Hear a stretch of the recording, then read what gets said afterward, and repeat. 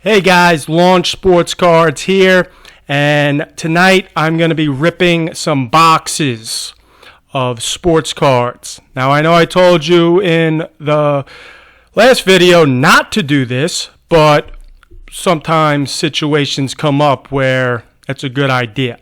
So I'm going to take you through this, take you through a product that, again, I'm not familiar with. Most of the stuff's new. But we'll have a little fun with it, even though it's not high-end. It's still stuff that, who knows, maybe it'll be my lucky night. I doubt it, though. So, we got first, MLB opening day. All right. So, this is from Target, all of this stuff, which, again, not the highest end, but definitely interesting just because it's new to me. So, it's worth spending a couple bucks on. So we got that. We have this Stars and Stripes Blaster Box, which is USA Baseball. So again, this is interesting little blaster here because it comes with, it says 2 autographs or memorabilia cards. So that's not bad for a blaster. We have Donruss Baseball, which again, you got Jordan on the front there. Another blaster. 11 hollow purples. Again, each blaster or box you're buying, like I mentioned, comes with their own different things, so you want to pay attention to that, but this is all retail stuff from Target. And then we have this, which I saw, so I said, why not? Leaf Draft Football. Got 2020, Joe Burrow. So, got 2 on here, too. This is an interesting product, from a lot of angles, but I'm going to rip this stuff. I'm going to talk about it. I'm going to test my knowledge in sports a little bit, see some of the USA guys and, the draft football, see how I know, and hopefully by the end of this, we'll have a good time. Maybe I'll be rich, and we'll go from there. But first thing we're going to start with is going to be Donruss Baseball. All right. So, again, blaster box, Target. I had to go to Target today because, again, I've been quarantined for about 3 weeks now, so I was running low on supplies. So I decided to head out to the wilderness, and I geared up. I put on some Under Armour, put on my gloves, went out to my Target, which, again, I always go to Target because they have sports cards there. So why go to the supermarket when I could have a good time? But I put on my brave face, went out. I didn't have a mask, though. So normally I have a football helmet in my car. I didn't wear that into the store, but I should have because in New York, where I'm at, all the Targets and Walmarts, the sports cards are at the front of the store. So if you're in there looking at sports cards during this time, somebody might want to bash you in the head, but here we are. So Donruss, we got a bunch of packs here. Let's see where you're at. So I like to, let's see. Some of these packs are sometimes a little bit hard to rip open like that. So I just cut the top, give a little snip there. Boom. All right, so let's see what we got. We got Marco Gonzalez, Trey Mancini, Jermaine Marquez, Juan Soto. All right. Trent Grisham. So the rated rookies, like you've probably seen with the basketball stuff recently, definitely, same look. Hey, something turned around. That's always a good sign at PACKS. Something turned around. Oscar Mercado. Look at that. A nice little autograph. Again, this is a little retro Donruss, it looks like, from, I think they said 86, but that's what that is. It's common auto, not numbered, but still, nice card. I'm already happy. Got a Vlad Guerrero, purple hollow. Again, these things look cool. It's a new product for me, and purple 11. But how expensive are they actually? Who knows? Probably not that much. But Vlad Guerrero, maybe it'd be $1 or something like that. But all the shiny stuff, unless it's numbered or it's Prism, hollow, silver for Zion Williamson and those guys, not much. But on the other sports, definitely not big ticket items. So, second pack, Jorge Soler, Manny Machado, Tim Anderson. I like Tim Anderson personally. Justin Dunn, who is from around me. He is from Freeport, Long Island. He was drafted by the Mets out of Boston College. They traded him in that horrible fucking deal for Cano and Edward Diaz. He was kind of the add-on piece with Kalenic, who a lot more people are probably familiar with. But he, I think, is in the top 100 prospects at this point. He's a power righty.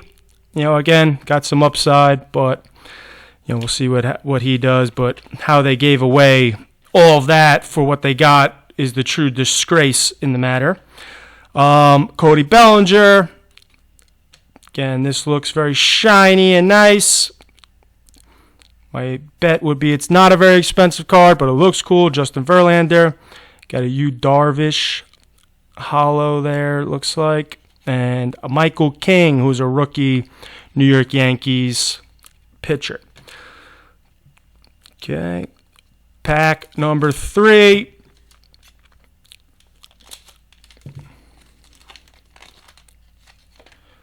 Ronald Acuna Jr., obviously big-time value attached to him. Not for cards like this, but monster player.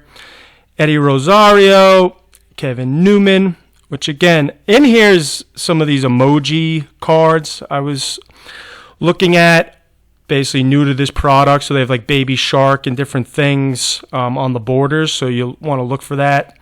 And when you're going through these, got the Yelich, another purple, kind of Diamond Kings, which definitely is from the old Donruss. You saw those in the 80s, and I think 90s probably at this point. El de la Sabana. So that's Ronald Acuna's picture in Spanish. I don't know what El de la Sabana means, but definitely something that is different about these. So little nicknames there, I guess. Somebody translate to that. That'd be great. American Pride, USA. Again, another nice, shiny, cool-looking card, but Alex Burleson, USA Baseball, which, again, one of those boxes I got, Stars and Stripes, has these guys, but Alex Burleson, got Joey Gallo on the back here, 18U national team, so that's what USA Baseball is. It's not pros.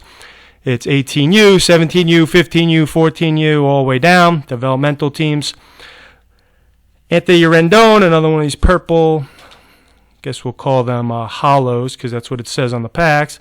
And Jim Rice, great player, Boston Red Sox back in the day. Pack number 4. Yandy Diaz, Tampa Bay Rays, Mitch Garver, Ketel Marte. This guy had a great year. He's only 26 years old. He's somebody that isn't necessarily a prospect, but not a lot of people are aware of him just because he plays in Arizona. Arizona wasn't very good last year. He's a guy you might want to look at buying some of his higher-end stuff because if he continues at 26, he has enough time to, put together a bunch of all-star appearances and really a talented player. At days, Los Angeles, Pete Alonso, that's my boy right there, the Pole Bear. Again, one of these throwback cards, just purple. Paul Malter, great hitter, Milwaukee Brewers. Here's a guy a lot of people are high on, Herrera, who I like his analytic numbers, I like his game. I think people are going a little overboard with him considering where he plays and the fact that he's kind of a smallish infielder, even though he has pop. Just aesthetically, he doesn't look, the part. So, again, if he mashes, his cards will go up. But other than that, he's a guy that I just think is a little too hyped up at this point. Then we have Jonathan Daza, again, rookie there. Another one of these purple pieces which are mixed up through obviously the rookie cards and older players who are retired and the modern guys. Card number 5, I think, in here. Another Pete Alonso, Kirby Yates, Brandon Woodruff, Man of Steel, Ricky Henderson. This is him on the Yankees. You should know Ricky Henderson. If you don't, go look him up. Aaron Judge, Elite Series, Mookie Betts again. So, like I was saying earlier, the shinier, the nicer looking the card. It's cool to look at, but most of the time they're in there to catch your eye and make kids happy. So if you're a grown man doing this like myself, avoid the flash. They put it in there to have the kids get excited because it looks cool. Again, another one of these purple hollows. And then you got George Brett. So Mr. Pine Tar himself. Again, if anything I'm talking about right now, you have no idea what I'm talking about, go look up the history of baseball a little bit, and that will help you just in your life in general. So pack number 6 here. We got Tommy Edman, nice player for the Cardinals. This guy I like a lot for fantasy people. Laureano, he had a great start to last year. He's a very talented player. He started batting lower in the lineup. He ended up, I think it was around probably June-ish, where he started moving down up in the order. He got into the 2-hole, 3-hole kind of area. He's got a lot of potential for fantasy because he has power. He steals bases. 29 home runs, 20 stolen bases for his career, and basically that's over the course of like a year and a half. So if he puts it all together, he's still young. He could definitely help you in fantasy drafts later if baseball ever gets back. Marcus Semien, again, nice hitter, but can't field. Patrick Sandoval, who's again, he's going to play a important role for the Angels. He's one of their top prospects, lefty. They need some pitching to go along with obviously Trout and Rendon. So definitely somebody to watch who, pitchers don't sell for a lot of money, but he is a guy that could become pretty popular if he emerges because he is in their top 10 prospects, even though he's a little bit older. Bryce Harper, AJ Puck. I think it's Puck. Again, a lot of these guys, pronunciations isn't my thing. I know who they are. I know about them. Pronouncing their names, not my thing. But he is obviously, Oakland always has a tradition of picking out quality starting pitchers, and they have to with the Moneyball concept. So whether it's Mark Mulder, Tim Hudson, Barry Zito, down the line, Dan Harron, guys like that, they always have a really good eye for finding quality starters, and a lot of people believe in this kid as another one of those. Paul Molitor again, Brewers, nice shiny card. Joe Palumbo. This is somebody who I know. He is actually my cousin's cousin. So second cousin, Texas Rangers. His first home run ball that he gave up was to Mike Trout. So I wish him the best. Funny that he was in here. Didn't have a great start to his career last year when he got called up, but he is somebody that sits at family dinners. So good to see him. Okay, last couple packs here on the Donruss. Alberto Mondesi, who, again, fantasy players know him well. He's a huge sleeper last year. Speed. The older people know his father, Rahul Mondesi, who was more of a power player. But this kid's shortstop. He's got all the tools. He's fast as hell. He could easily steal 60, 70 bases. He got hurt last year, which kind of derailed him a little bit. But he showed pop. He showed enough patience at the plate, which is his big issue. Basically, can he lay off the pitches outside of the zone, use his speed, get on base? But he does have enough pop to make him kind of an interesting prospect who I think, because of the fact that he's more speed than power, sports card people don't talk about him at all, but fantasy people do. But I do believe there's a chance for a merger here. How old is he at this point? They don't seem to have his birthday, but he's definitely under 25 years old. I just don't know if he's closer to 25 or closer to like 22, 23. I have to check that. Chris Paddock, Mr. Bravado himself, started the year off great last year. Power righty for the Padres. Good young pitcher for sure. Matt Chapman, again, nice power, good player for Oakland. Probably if he played somewhere else, he'd be a lot more popular. Clayton Kershaw, don't need to explain him to anybody. Bad back and all. Still had a pretty nice season last year and will play a big role in the Dodgers' success. Mr. Puke, whatever you want to call him. Again, that's his rated rookie regular card. Javier Baez, tremendous talent, great player. Another guy in the sports cards. For whatever reason, I don't see a lot of talk about him, but I mean, this guy is a huge talent, and he's got that star factor. But for whatever reason, at this point, people aren't talking about him as much as they should.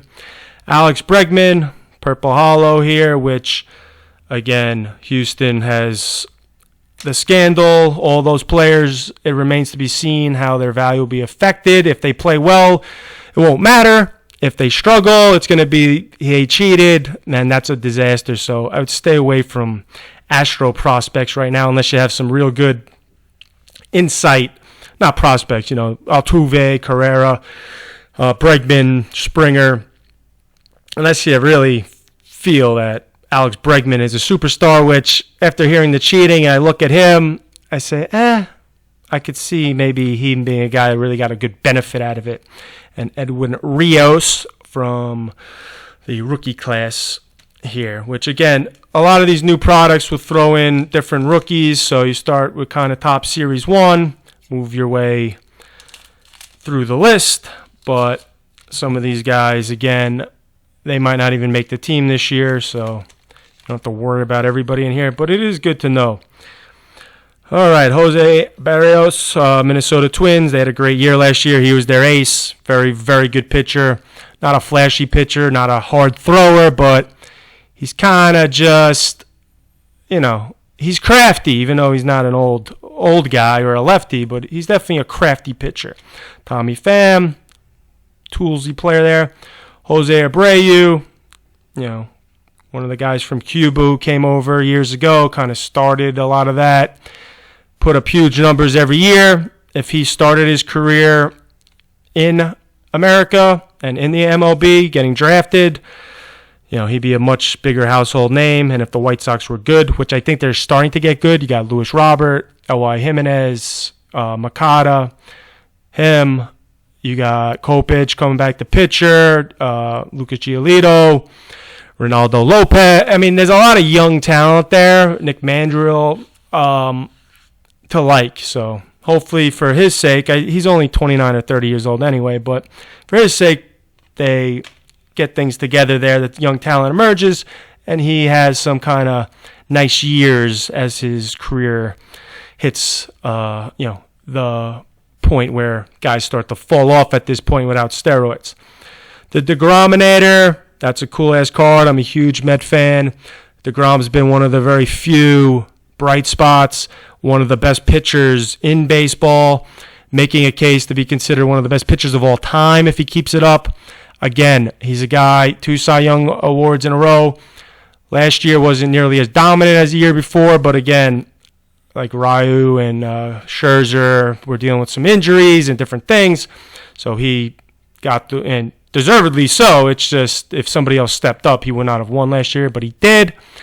Again, he's over 30 at this point, signed his contract last year. He's worth every penny. Real bargain deal when you look at it compared to some other guys, like what Garrett Cole's getting paid. But he started as a shortstop, started pitching, Tommy John surgery, delayed his kind of ascent, and he came up with basically a fresh arm at about 26 years old. And from there, Rookie of the Year, I could spend 3 hours talking about him. But anyway, Brendan McKay, interesting prospect in his own right. He plays both, like Ohtani, pitches and hits. And I know he had some shoulder issues in the spring, but with this long layoff, he'll definitely be ready for the season. I don't know exactly how the Rays are going to use him, but he is an interesting player because if he does hit and pitches and does it well, and the Rays are normally decent, he could be, a rookie of the year type of player and a guy whose value skyrockets. So you want to pay attention to Brendan McKay and how his arm holds up. Because there's also the possibility is he can't do both, which is just, it's too much of a grind on a guy's arm. So that could happen too, and that will very much so hurt his value. Now playing, again, Mr. Herrera. Pretty card. I don't know the rarity of this, but again, it's probably not rare at all. But it is nice looking. Zach Gallen. So again, if you're going to get these hollows and these different things, rookies are obviously a better bet than the regular players, even a pretty decent regular player. Zach Gallen, he's got all the upside in the world for the Diamondbacks to, be a stud, but he's got to put it together as well and starts this year. Kevin Mitchell, New York Mets, great key contributor to the Mets' last truly winning teams. So always nice to see him. Again, I was born in 87, so in my lifetime, I've never seen a Mets World Series, which sucks, but one day, once the Wilpons sell the team. All right, so Brian Anderson, nice player. Freddie Freeman, great player. Eric Hosmer signed a big deal with the Padres, after the Royals winning the World Series. And, he's just a nice player. But he's a first baseman who's really more of a defensive player at this point with a decent bat. So I think he signed for $180 million. I bet the Padres would rather have spent that money elsewhere at this point. My boy Ketel Marte, again, pay attention to him if you're an investor in this type of stuff. B squared. So that's Bobby Bradley. I know from the picture, but I've never heard him known as B squared, but it makes sense. So he's a big power guy. I mean, he's just a thick human being. So if he puts it together, he could be one of those prospects everyone's talking about, like a Pete Alonso. Maybe not as much power, not as good a player as him, but definitely has huge upside in the power department, which will lead to a lot of value. So want to watch how he does. He had a bomb in spring, I saw, which was impressive. Mike Trout, don't need to explain him, but base card there. Luis Castillo, who, again, one of the best pitchers in baseball, in my opinion. But the Reds haven't put it together yet, but I think they're getting pretty close. I actually like the Reds roster right now. But he is the ace, and he was an ace last year. And the sky is the limit for that kid. Ricky Henderson again. We saw him a little while ago. Now, two more packs here for Donruss Baseball. Honestly, so far, I like the way these cards look. They have a nice crisp look. I like when they do little throwback stuff just because that's my era. People who are younger probably don't give a shit about that, but I like it. The nickname thing, it's kind of cool. There's always going to be a gimmick or so with these products, selling point. But again, not a tremendous amount of value from any of this stuff, especially retail-wise. I hit an auto before, Oscar Mercado from the Indians, which I'll show you again if you weren't watching before. But again, a card like this is probably only $10, $12, maybe more. I could be wrong, but they just don't carry a big premium. So even if you get a top card in the set, it's not moving the needle. But Blaster Box, $19. So I feel I got my money's worth at least. But again, that's the point I made in the first video about why buying boxes and stuff isn't great, especially if you don't know what to buy. Because if you bought this stuff thinking it's a good investment, you're gonna be down. I had good luck and got an autograph, and honestly, at $19.99 plus tax, I'm probably gonna be in the same boat. And even to get to the same boat or make money, let's say, It's a lot of work. I mean, look how many cards are sitting here. I got to list, 20 cards to make $25 potentially. It's not ideal. So anyway, George Springer, talking about before with the Astros, Rhys Hoskins. I thought he'd have a bigger year last year. He's a very, very strong player. He's a power guy, not very fast, but I thought with Harper in front of him, he'd have a lot more numbers, but after his really insane start to his career. But didn't happen, but still a good player. But he's too old to invest in my opinion. He's not a young guy, even though he's relatively new to obviously the baseball world. Max Scherzer, star. Again, he's going on 36, 37 years old at this point. Broke down last year after a million innings, postseason, Cy Youngs, you name it, he is just a stud. Nico Horner, who, again, a lot of people are high on. He's one of the 5 or 6 rookies that are, about to or have made their debut so far that are still rookies for these products. So, again, Cubs.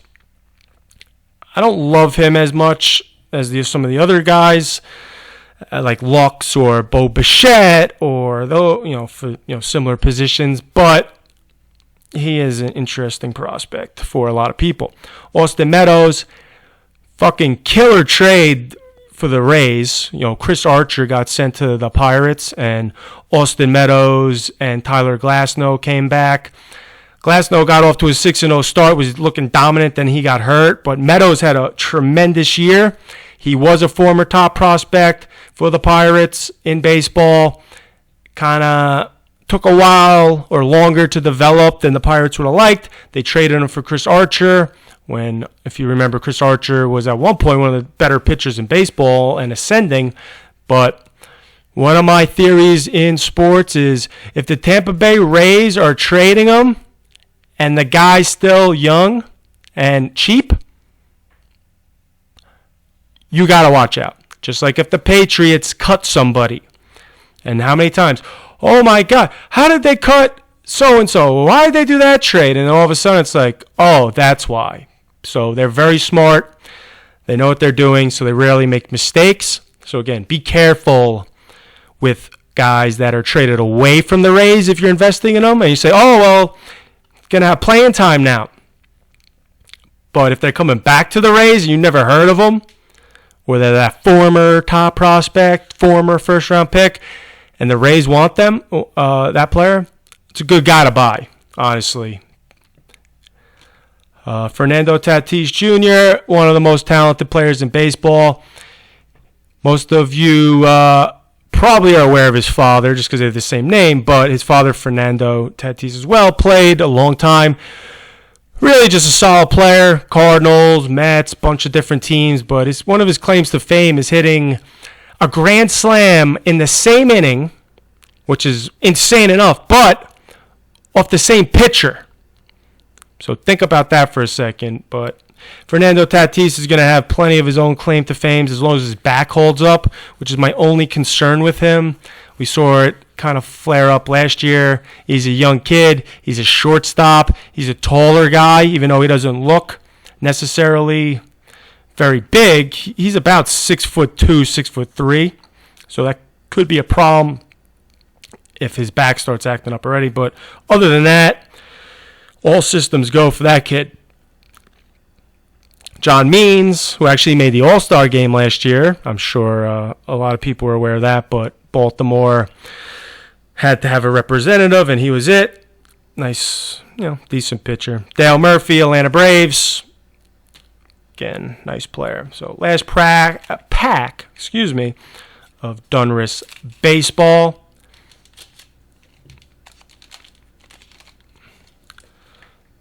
Okay, we talked about him a bunch, Mr. Hara. So there's something gold in there, which is normally a good sign. So maybe it's my lucky day. John Means, we just talked about him. Corey Kluber fell off last year, injuries, but one of the best pitchers in baseball for the last 5 or 6 years. Josh Bell had a breakout last year.